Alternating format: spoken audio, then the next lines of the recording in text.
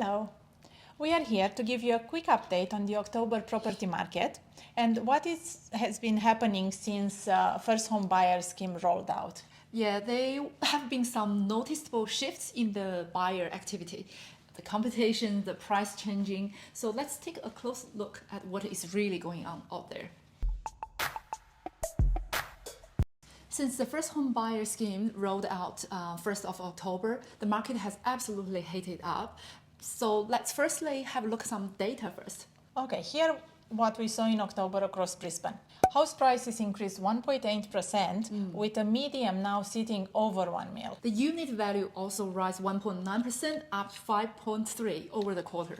Yes, and we saw an auction clearance rates hitting 70%. And Brisbane led smaller capital city with almost 200 homes sold at auction.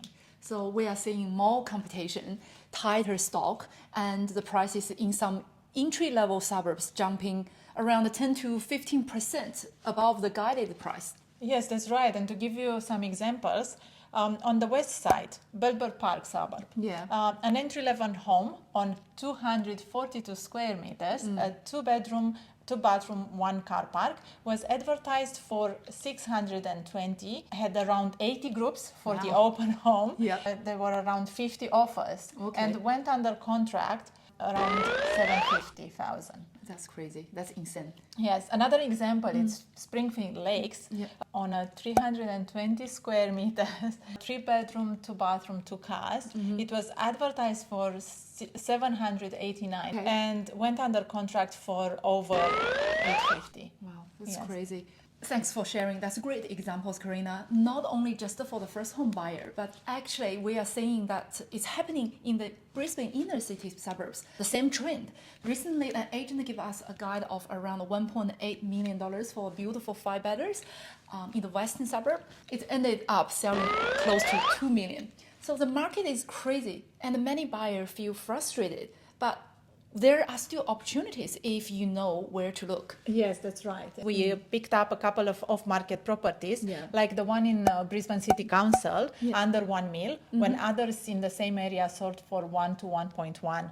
And the one that we picked up in Ipswich, we secure in the mid 700s, and now you can easily sell for over 800. That's right. We also secured some great deals for our clients through auction or / either online auction. Some people, they may never try that before the online auction, but actually we got a good deal. We recently secured a 5-bedroom, 3 baths with a swimming pool, well-maintained homeowner occupied property, and we get it well below the reserve, 1.7. Well, the similar homes nearby, they are asking for 1.95 plus. Back to the topic. Here's the real question. Is this creating risk like bad debt or buyers overcommitting? I think the short answer is potentially yes. So when you combine high leverage like the 5% deposit with fast rising prices, you run the risk. And if the market is cooling down and the negative equity becomes a real risk. Our advice is always the same. Don't just buy because you are eligible to buy. Buy because the numbers make sense, and always make sure you've got a buffer. Exactly. The schemes create opportunity, but the smart decisions protect your future. So before you rush in, run the numbers, ask the right question, and stay in control. That's right. Great question, and this is what a lot of first home buyers are asking. This frenzy we hope to be temporary, and here it is why. It's driven by incentives like the 5% deposit scheme. Stock is tight at the moment, but we hope more listings to come through the summer. Interest rates remain high, which will eventually cap borrowing power. And critically, buyer sentiment tends to cool after this wave of first home demand peaks. So in 3 to 6 months' time, I think we could see the level out because more buyers, they become more cautious, and also the sellers adjust to more realistic pricing. And the last, the emotional rush fades. So that's why I always say buy with strategy, not urgency. Let's keep it real. There is no perfect answer, but here is what I would consider.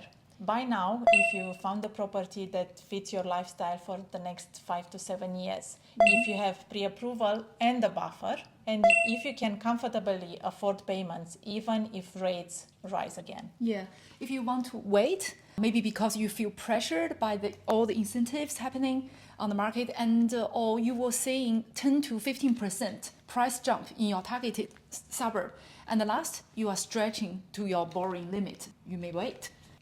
So even if you are waiting, so use the time wisely. Firstly, get your pre-approval ready. Yeah, monitor the market with comparable sales. Yeah, and also build a relationship with agents. That's right, and be ready to act with confidence, even if it's an offer or an auction. Thank you everyone for tuning in for today's episode. Hopefully you enjoyed it and found it helpful. And we hope to see you for the next episode. See ya. See you, bye.